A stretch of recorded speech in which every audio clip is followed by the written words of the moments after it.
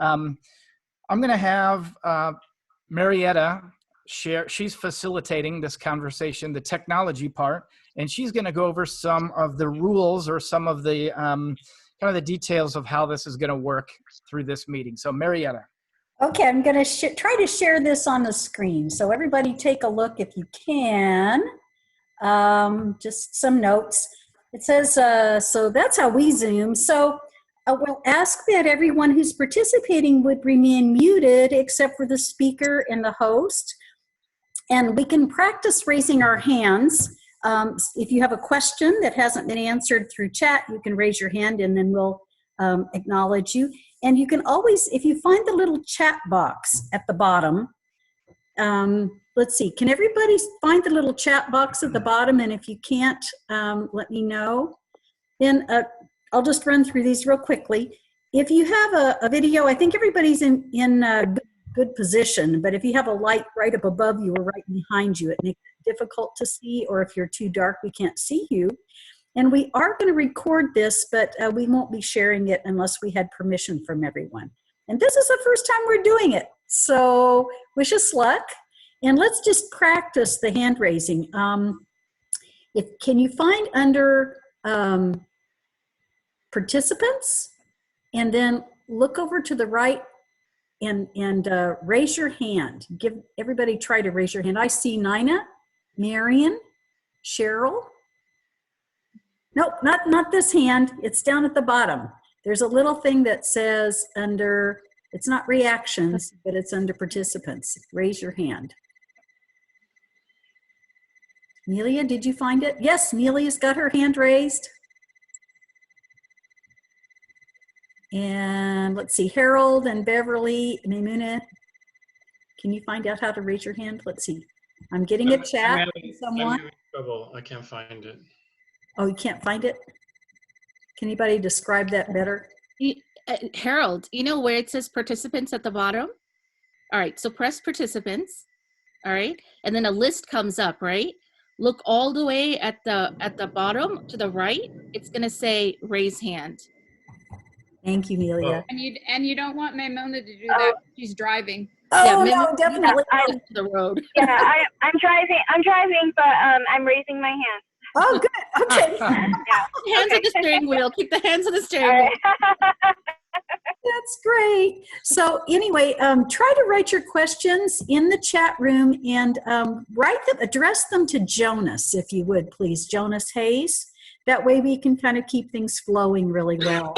And if you didn't get a question into the chat and you want to raise your hand, I think Jonas is going to address people who raise their hands as well. Okay, everybody put your hand down. We'll get going unless you have any other questions. You can always send a chat to either Jonas or to me, or you could send it to everyone if you really want to, but let's address them all to Jonas. Any questions? Okay, then I'd like to have Milia introduce our guest speaker for today, as Milia, the Executive Director of South Coast Interfaith Council, knows Najeeba the best. And so would you share just a few words? Yeah, sure. So first and foremost, thank you, Najeeba, for being here, and for Marietta and Cheryl and Jonas for spearheading this initiative. So a little bit about Najeeba. Najeeba is, and this is from her bio, she's an associate professor of interreligious education at Claremont School of Theology and the director of the Center for Global Peace Building. She's recognized as a leader in peace building and social justice-based research, and she twice received the John Anson Ford Award for reducing violence in schools and in the area of interracial gang conflicts, and was named Southern California Meditation Association Peacemaker of the Year in 2007. So her track record as a peacemaker and critical peace researcher has made her a sought-out advisor, and she served also as on the ground in peace building initiatives. In fact, I think, Najeeba, I had read one of your Facebook messages, I think you were supposed to be in Singapore right now, right? And so clearly she's someone who's quite sought after. Well, we are very grateful and happy that you're with us, and I'm sure that Singapore trip will come again, God willing. She's a 1995 graduate of Gifford College and is awarded the 2012 Young Alumni Achievement Award. And she's also a 2000 graduate of Indiana University Marr School of Law, where she was a teaching fellow in the area of meditation and ran the university's meditation program. She has appointments as well as extended faculty at Claremont Graduate School of Religion. So we're so happy and so honored to have you be with us today, Najeeba. Thank you for being here. Thank you. All right. Thank you. And, you know, Dr. Syeed, you could blame me for this because when Milia said, you know, who can we invite for the first one, I thought, you know, I really want to hear what Dr. Syeed has to say about this. So, you know, the focus of this first one is transformation and growth. Just to share one thing that one of my church members, we have a tradition of sharing star words around Epiphany Sunday. And one of my members received the star word grow. And she said to me how difficult it was for her to process that word in light of what's happening with COVID-19 and really learning to grow with what's happening rather than to grow in spite of what's happening. And so I'm going to have 3 questions. And I expect that we're planning for 45 minutes for this interfaith discussion this afternoon. So after my 3 questions, then I'll open the floor for questions from the group as a whole. You can share those in the chat bar, as Marietta had said. You can also raise your hand when we get to that point in the conversation. But the first question, that with the focus being transformation and growth, is I wanted to ask you, Dr. Syeed, what is your theological perspective on transformation and growth? So that's an excellent question. And now I know who to blame for all of this. There's no blame. There's only joy. Pastor Hayes, as we spoke about this, you know, it's interesting because I think it's helpful to read scholars that wrote in times of crisis. There's really a whole field of what we call crisis theology. And there have been theologians that have written about it from the Christian perspective, but also some of the work of Jewish scholars like Viktor Frankl, who talked about faith in the Holocaust, and other scholars. And if you think about it, in some ways, Gandhiji was also a scholar of what it means to live in times of extreme hardship and crisis. So I just wanted to remind us that this is COVID-19 is a particular situation, but it's not unprecedented for human beings to deal with such overwhelming conditions of life.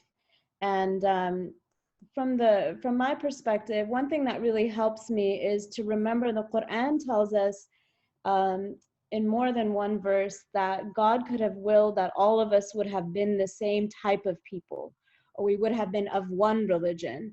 And also for Muslims commands us to know one another, to know people of other traditions, to know people of other backgrounds. That's one of the reasons we're put on earth.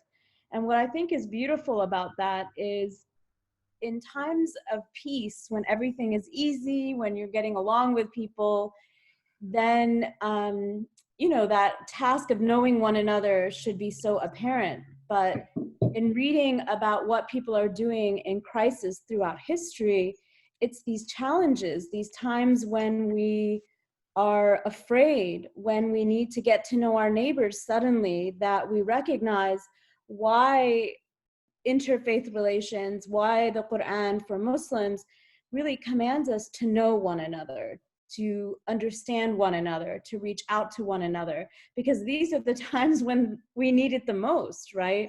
So I just wanted to point that out. I think that's a beautiful teaching from my tradition in that we could have all been exactly the same language, the same tribe, the same community, but it's in times of crisis where we get to know one another.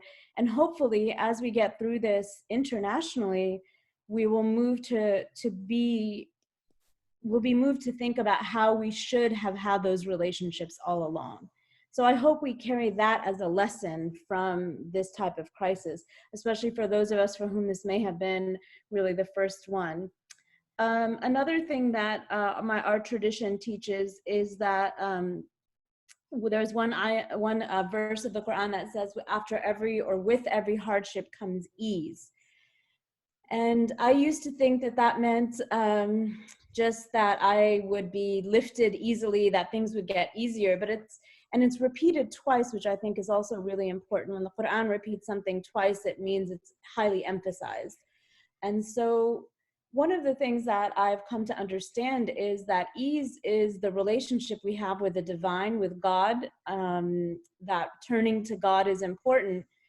And as I do more community work, and I've been thinking about this verse, it also means that part of the ease, oddly, is the relationships we build with one another.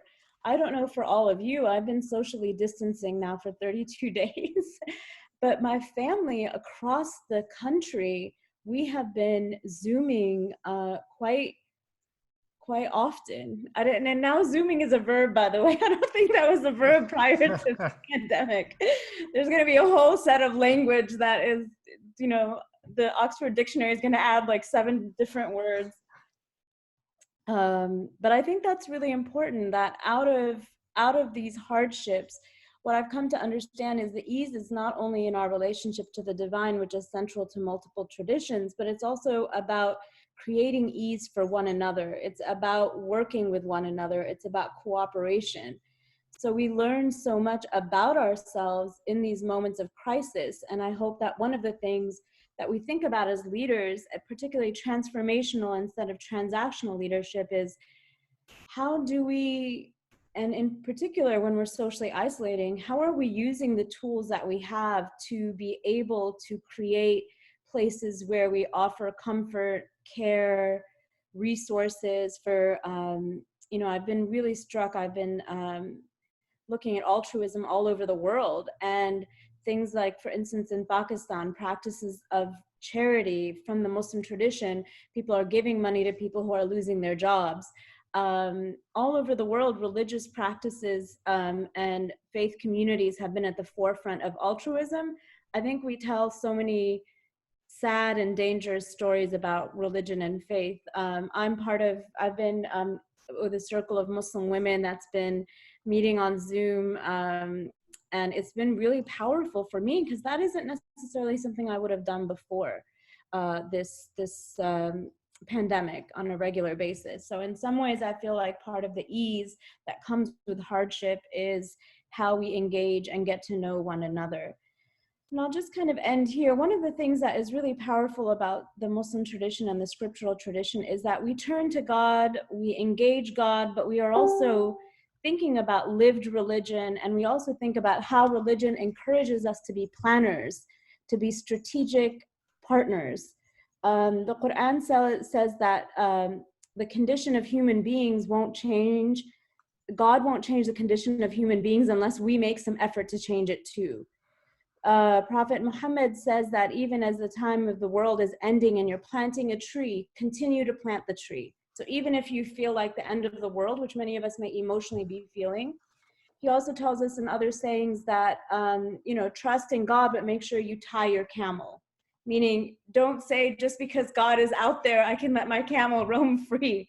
So what do we learn from this Quranic ayah, this verse from the Quran and these 2 sayings of the Prophet Muhammad? We learn that we can trust in God, we can be with God, and at the same time as human beings, we have a responsibility to be proactive, to build community, to be there for each other, to have strategies of planning. So as leaders, I think we have to be very careful that we model engagement.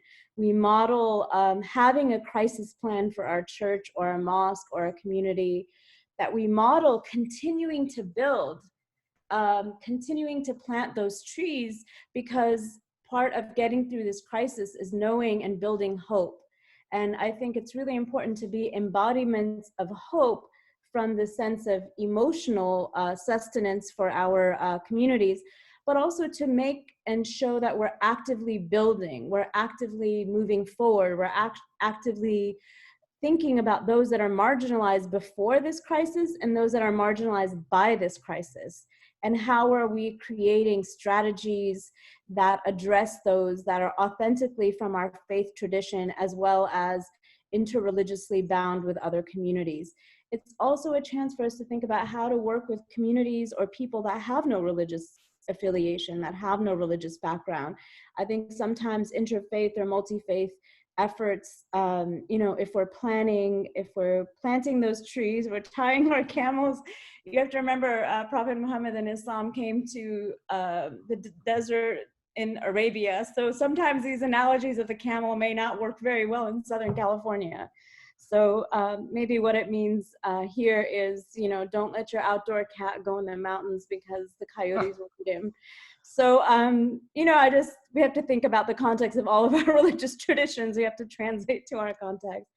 So I think those are some of the things I would sort of emphasize, is that this is the time when we really embody the knowing of one another, whether it's family or people of other religious traditions, that this is the time when the ease that we can build with one another is also very important, and that planning and finding ways to build will actually, I think, in many ways reduce the anxiety and the powerlessness that many of us may feel.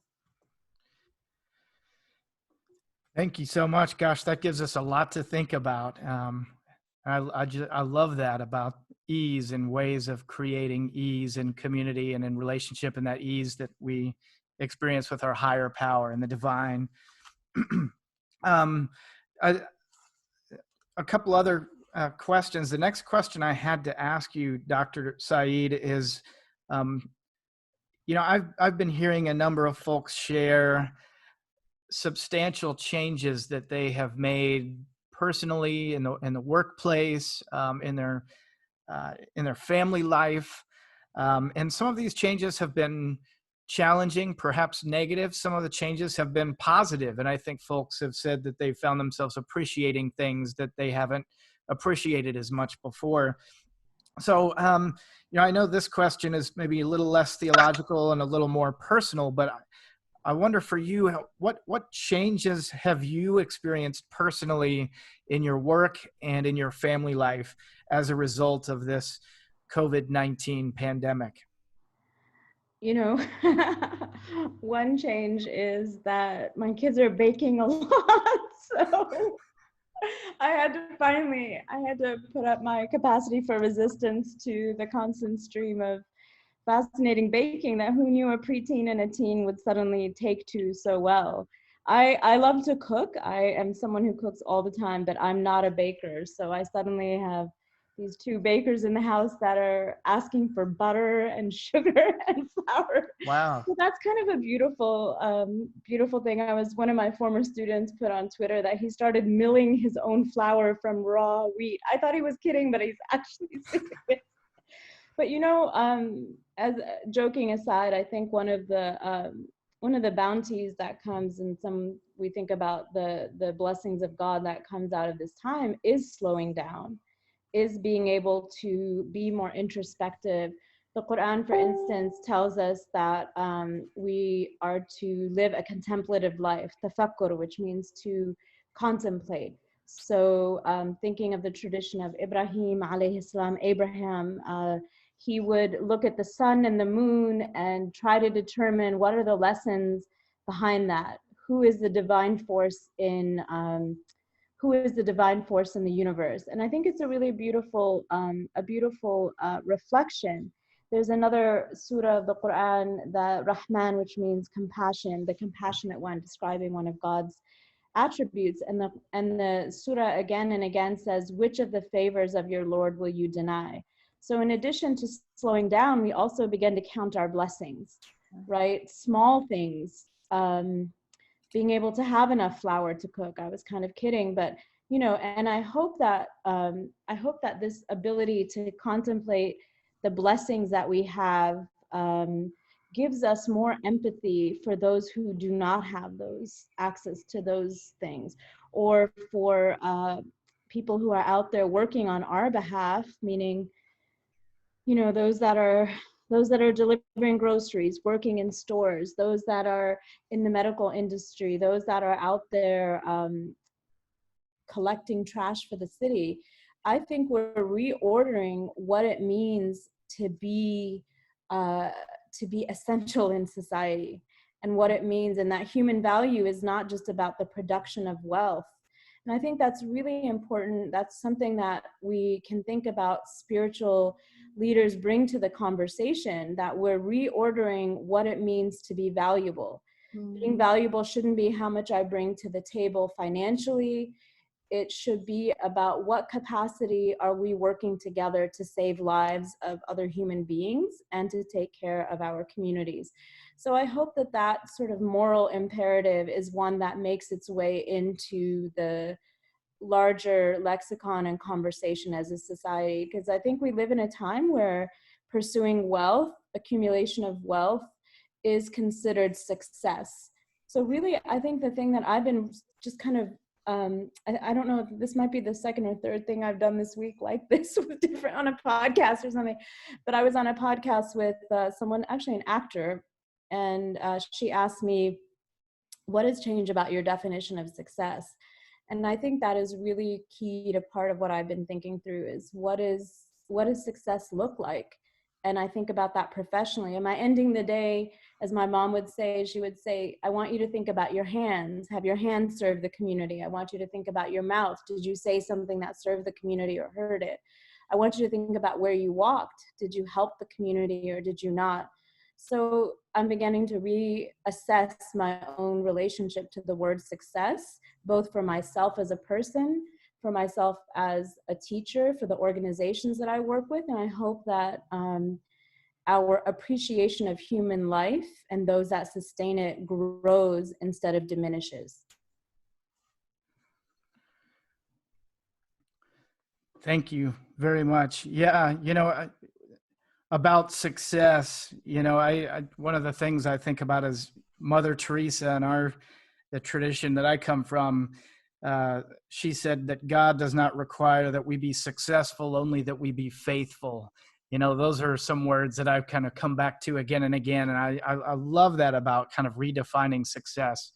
I don't know, that seems to be almost a lifelong struggle. It's the worldview so quickly kind of can, come up and, challenge that for us, in our moral compass. But thank you. I want to share too, it's not a question, but somebody just shared a private message as you were speaking, Dr. Syeed, that just said, I'm thinking about the millions of refugees in the world who have been forgotten or overlooked in this pandemic, and in the political situation of closed borders and travel bans. So that's definitely something that we keep in our prayers today. And I think the religious leaders have to be very careful, as I was talking about crisis theology, that the crisis is not used to limit human rights, to diminish access to resources, that in fact it should be articulated in such a way that we think through how could we have done and taken care of the pre-pandemic issues such as refugees.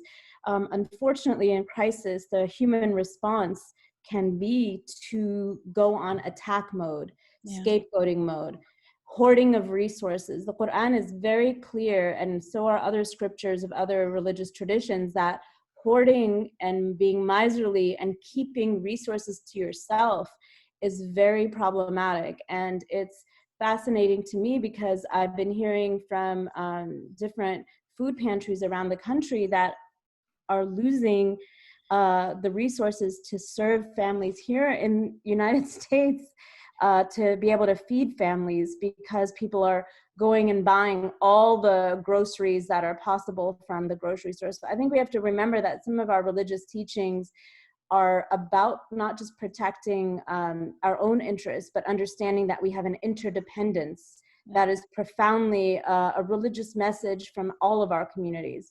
Love your neighbor as yourself.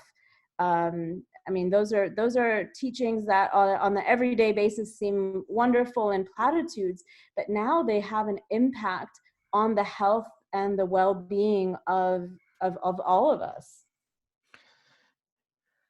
I have a question that's come up, and now if folks are going to send me questions, you might want to note whether or not you want me to say that this is your question or more of an anonymous question. So I'm going to ask the question more anonymously unless you make a point to tell me otherwise. But this question that has just been asked, I'm going to put it ahead of my question because I think it's a good follow-up to the previous one. The question is, what has been the most difficult or challenging idea / realization for you during this time? Is that for me or for others? Yeah. I know it sounds like a tough question. So what has been the most difficult or challenging idea? Yeah. Thing is admitting vulnerability, right? And saying social distancing is hard. That you know, for me, travel is not just important, but it's part of my livelihood, and that's been cut off. Planning for that, and I think it's not just admitting vulnerability to myself, but it's also understanding that there is strength in admitting that vulnerability and seeking help. I think for those of us that are in the helping professions and always helping others, those of us that are religious leaders and used to carrying burdens on our shoulders, not just for ourselves, but for others. And this can manifest even at the level of basic family, you know. There's some of us that play roles of taking care of our families. And this is a time that's really overwhelming. And so while I was talking about earlier, not the benefits, because I don't think there's silver linings and benefits, but the lessons that we learn to build more humanity in all of us in times of crisis, I think we have to be really clear that this is an interruption of being able to carry out functions, you know. So I just wanted to kind of emphasize that, this idea. I think the most difficult thing is to realize, you know what, things are fragile right now. You know, for some of us, livelihood is really fragile. For others of us, the grieving that you know, if anyone wants to join it, there's a multi-faith clergy group online. And now clergy are talking about all the funerals, services that they did, and then suddenly they're having to do it for their own parents, right? And that's, you know, I think that's when we have to really think about how are we helping the helpers. It doesn't have to be, you don't have to be just a clergy member, but you could, anyone that cares in this moment, you know, to know that once a day it's going to be overwhelming, and that's okay. And nobody knows the future of this. I think the other thing I wanted to point out, I was looking at crisis responses and earthquakes and floods and tsunamis. It was kind of an event, it happened, and then it's done. This is a new kind of ongoing uncertainty that will mount a major assault on our capacity for being stable. And I think that that's really important. And by stable, I mean financially stable, emotionally stable. Yeah. So I think we shouldn't underestimate the impact, even if we are all, hopefully, God willing, safe. And the numbers of people that are going to die, the numbers of people that have passed, it's going to get closer and closer to all of us. And I wanted to mention, we are also seeing the demographics of the numbers here in California. Nationally, Latinx and Black communities are losing many, many community members. So I've been talking to Black clergy, for instance, who've lost several clergy members because of the disproportionate impact in places like St. Louis or here in, you know, California or New York, in Louisiana. So I think we have to think through not just individual grief, but that some communities are going to be grieving and losing people who are incredibly important. And, you know, so I just wanted to, mention that. Thank you. The third question that I had to ask is,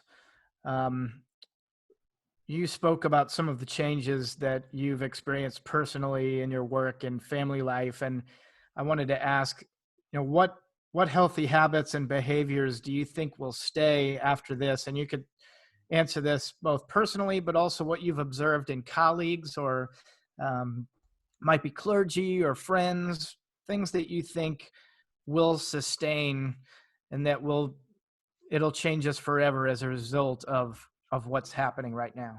Besides the baking? Yeah, I was just. So joking aside, or it's always in the central, but I've noticed something about myself. I don't know if Malia would agree, but in some ways I've been feeling like Ramadan is always congregational. Muslim traditions are always practices are based on individual practice, then they're based on a family presence, and then often have a communal element to them, whether it's prayer, fasting, Hajj. We are a communal group. We exist in community with one another. But what's been interesting for me is in Ramadan, I call Ramadan a time of behavioral modification. We don't break our fast just by talking, but we also break our fast by yelling, by saying mean things, by having an affect that is hurtful to others. And I think one of the things that I think is so interesting is I have found myself slowing down a lot, as I would in Ramadan during this pandemic. And just, I hope that's something that my children and I continue to embody. I feel like we're anxious, obviously, about what's happening in the world, but we're also exploring what it means to slow down at home, to increase the value that we have in each other's lives. And by value, I don't mean here transactional value, but with a preteen and a teen, suddenly we're talking and having conversations. And so I think the value of human conversation, even though we're socially distanced from one another, the value of not just talking, but the value of listening.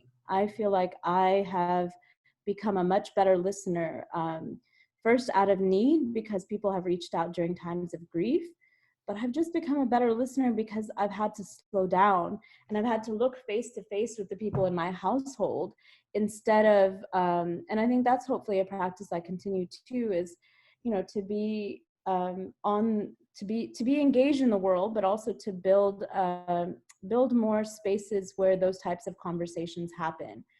And in the modern world, you have to be intentional about that. Before social structures were built in such a way that you could spend time like that. Suddenly, before it would be like, I'm wasting my time. I'm not, I'm not getting this done. I'm not, and our relationship with time was very transactional. And now I think about, how do I connect with people? How do I have a conversation? How do I listen? I often tell my students, listening is the greatest gift you can give someone because it completely humanizes them. And we know when we've been listened to, when someone has actually given us, as Levinas, a Jewish ethicist, would say, the full dignity of the face. And within the Muslim tradition, we say that human beings, our dignity is in our face. So that face-to-face interaction, while it may not all be embodied because we're not able to be around one another, I think thinking through the people who you do have with you, I think it is really important to think through, are we building and creating more spaces that will continue to hopefully outlive this very difficult time for all of us.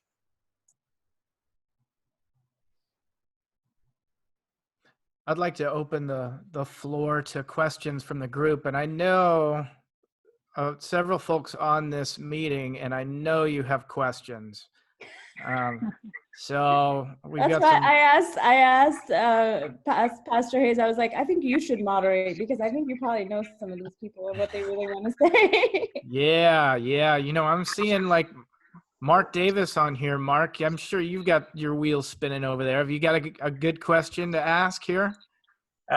Not quite yet. Give me a little time. I'm listening while I'm multitasking. All right. I'm glad you're on this. Jonas, I have a question. Yeah, Amelia. Najeeba, you talked about the sense of like acknowledging our vulnerability and recognizing that this is a really challenging time and you can't just completely negate that. For me, one of the things I realized, and I don't know, maybe our friends here that are joining us are having a similar situation. By nature, I've always been a very optimistic person, right? And that's a very cognizant decision. I think some people think, oh, some people are just naturally happy. No, you practice at that, right?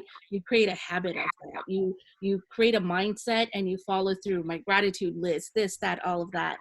When it comes to this, we had a board meeting last night and we were asking about how each of us are feeling. And for the first time, honestly, for the first time in a very long time, some really like uncomfortable feelings are coming up inside of me, right? Anger, like as I'm doing these like applications for federal funding and trying to keep the organization afloat and all this stuff, and there's no response or things like that, like feelings that I've never, not that never, but feelings that I consciously work on to make sure that it doesn't overpower me are suddenly really seeping up in me, right? So my question is, how do you balance that sense of like, yes, we have to acknowledge the fact that this is a difficult time, that we have to be true to ourselves in these feelings, but at the same time, not allow them to just kind of, because I see that in me with certain aspects, and it's frightening, right? It's human, but it's frightening. Absolutely. And I think part of what we have to do is part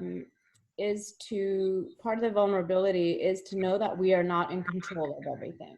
Yeah. And those of us that have the personalities that are over prepped for meetings, I'm not describing anyone here, I'm sure. Those of us that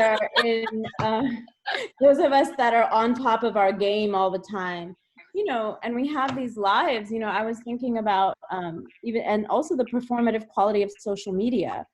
Yeah. Some people seem to be going through this pandemic, cooking 10-course gourmet meals every night, writing a book, getting to know a new language, homeschooling their kids with a schedule. I was like, a schedule? No, I mean, I have something of a schedule with the kids.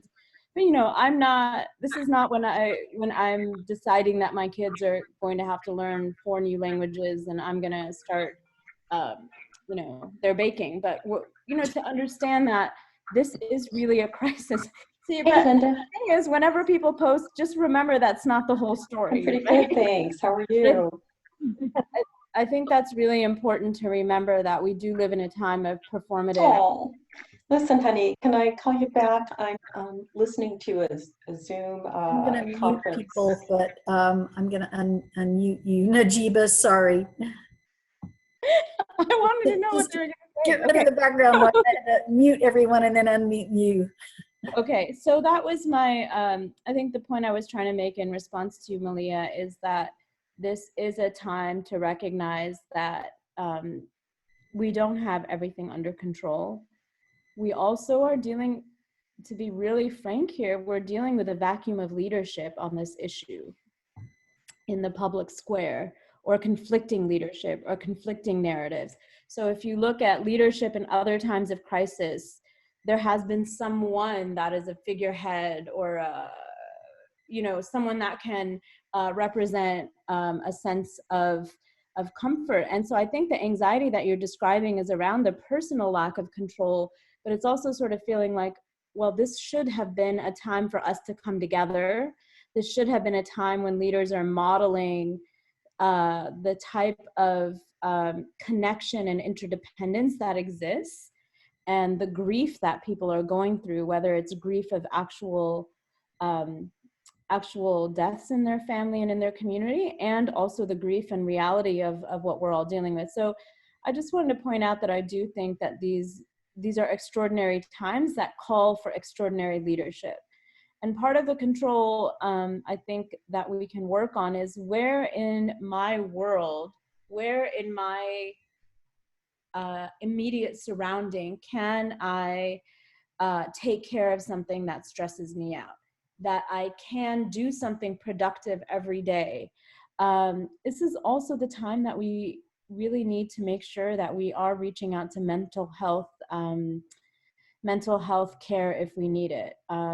If you're someone who's never dealt with depression, if you're someone who's never dealt with anxiety, and particularly if we're spiritual or religious, some folks want to tell us to pray away the crisis. Pray away depression, pray away mental health issues. And we have to be really careful to be comforting to one another, to be hopeful with one another, and to say, it's okay. It's okay if, and I'm not directing it to you, but it's okay if, you know, whether it's our students, our congregants, our community, to say, this, you know, your response is warranted, your response, and to validate that response, because I'm actually very concerned about mental health at a very wide, great, you know, sort of a broad level.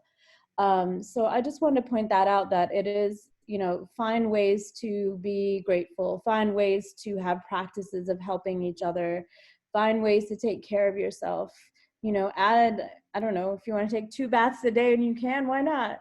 Also, just recognize you're not going to be as productive as you normally would be. That's also the reality, and being able to be accepting of that. So not only are you not being productive, but to know you're not alone in that. Probably there are a lot of other people who are just as challenged as you are. And that helps to alleviate that I'm going to get, you know, I'm going to be at the forefront. But that lack of productivity also has a cost to it, right?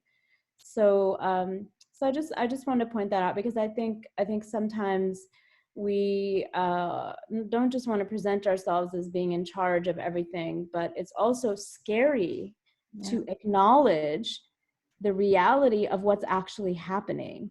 And I think sometimes what's helpful is to break it down hour by hour in the day, and not to build huge expectations that you're going to achieve all of this in the future, and to know that maybe, like I was saying, maybe once a day, maybe one whole day, it's going to be difficult to get out of bed for people.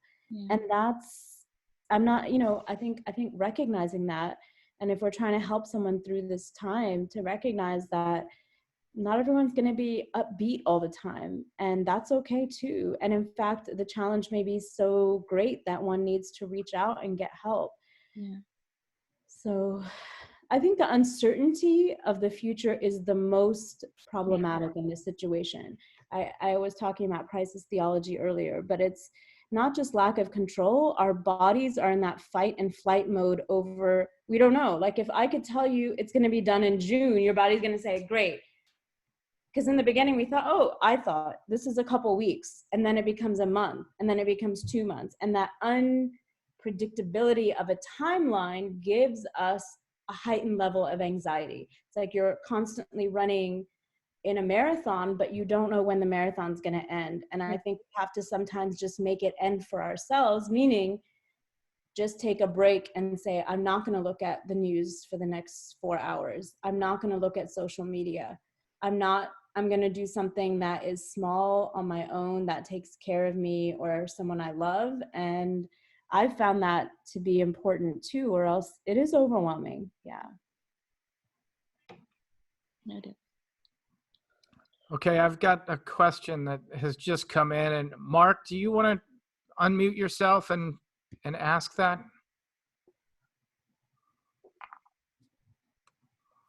I don't. Oh, he's not. Or maybe Marietta, you might need to unmute him. Yeah, I can. I don't think I can do it. Oh, you're on. I hear you now. Can you? Okay, thank you. Yeah, I apologize. I can't type with my thumbs, and so maybe I can express myself better here. But personally, the thing I'm struggling with is finding the balance between, you know, that urge I have to get back to normal. I really would like to be back into a life rhythm that I understand and that I found very life-giving for so long. But also recognizing that when I hear people say that, normal is a privileged perspective. And there's a lot about what we were experiencing 3 months ago that for many people was not normal. It was abnormal, it was critical, it was oppressive, and so forth. So what I'm struggling to find is a point in I know there are parts of me that want to get back to how things were, and there's a part of me that wants to be actively part of the conversation about what the new normal should be.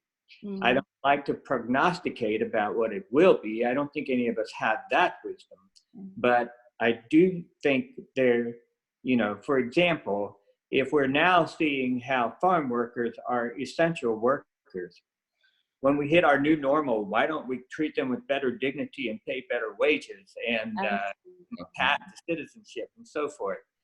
So I want to find a balance of longing for the things in which I found empowering, but at the same time, knowing that there's a new world that must exist, and I want to be part of making that as well. I think you're right. And in my work, one of the professors I work with, he's passed away, Glenn Stassen. He was a professor at Fuller Seminary, and I would encourage you to look at his work on 10 just peacemaking principles. And he has another book that was edited called Interfaith Just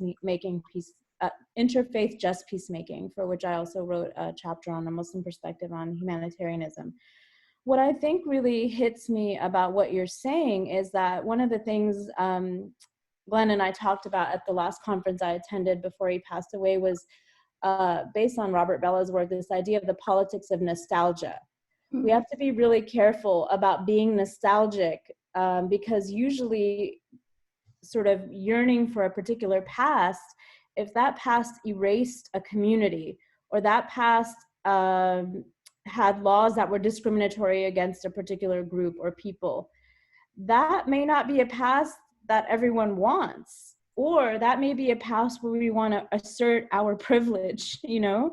So I think we have to be really careful. I think you raised a good point. And from the work of peace studies, you know, so what I'm trying to say is some people are going to use the language of yearning for a normal, where for others that normal was not equally accessible around so many different factors. So just understand that the normal that we use and when we utilize the term of yearning for that normal wasn't always inclusive.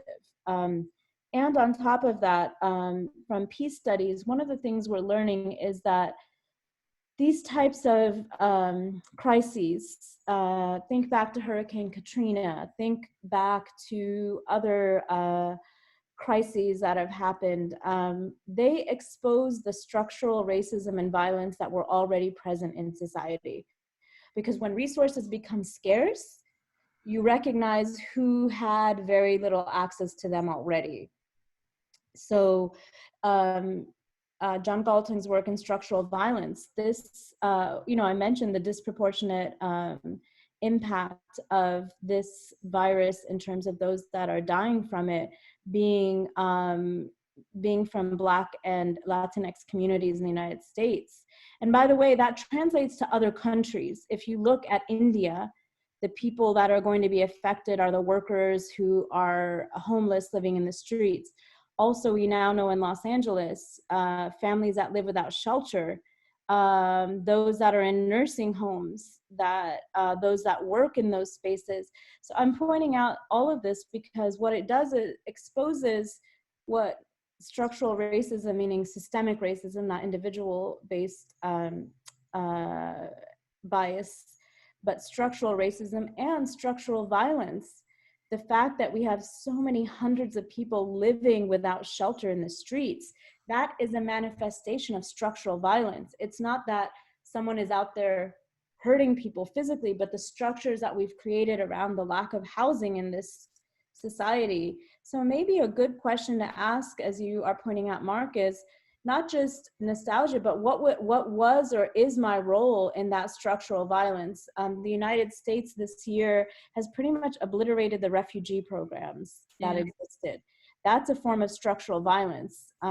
We used to be one of, resettling people from around the world, known for that. And faith groups, particularly church groups, were very responsible for that humanitarian work. And the communities that did that work were often very conservative Christian communities. Some of the voices that have stood up to the reduction in refugees, if not obliteration of the programs, have been very religiously conservative communities. So I want to point out that structural violence, asking and thinking through, some of us are targets of it and some of us have privileges that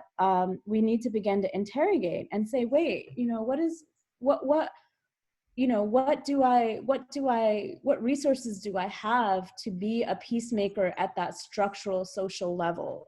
So to kind of use the terminology of my field there. Thank you so much, Dr. Syeed, and also Mark for the question and reflection. I think we're at our time, and I'll tell you, this has been a huge gift, Dr. Syeed. So thank you for your time and for being with us. And this is our first ever, courageous conversation over coffee, and we're looking forward to having these every Friday afternoon. Maybe everybody just give a round of applause through your icon or chat box or whatever. I think, Pastor Hayes, you got an A. Wow. This is great. This has been a lot of fun. I think what I'd like to do just in closing is if Milia, the Executive Director of South Coast Interfaith Council, might just say some closing words and maybe make an announcement. Any announcements, and I can share the next Friday's theme. Yeah, sure. Yeah, well, first, thank you, Jonas, for being the excellent moderator as well. You deserve a round of applause. And for Marietta handling all the high-tech logistics that I have no idea how to do. And of course, Cheryl, who's the backbone of making all of this happen. So, and all of our participants, thank you so much. And most definitely, Najeeba, we really appreciate this time. And you're right, I think these connections that we create, just knowing that we're in this together, I mean, it has profound effects on us, mentally, psychologically, spiritually, and so we're so appreciative of your time. In terms of just what's coming up, Jonas, do you want to? Next week we have Rabbi Cantor, David Cantor, who will be talking about cultivating spiritual practices during a pandemic. So similar to this setting, but a little bit of a different topic, and same time, Friday, to April 24th at 3 p.m. And so we hope that you'll be able to join us, and please, we'll get the advertisement out for that as well. And just in conclusion, just gratitude.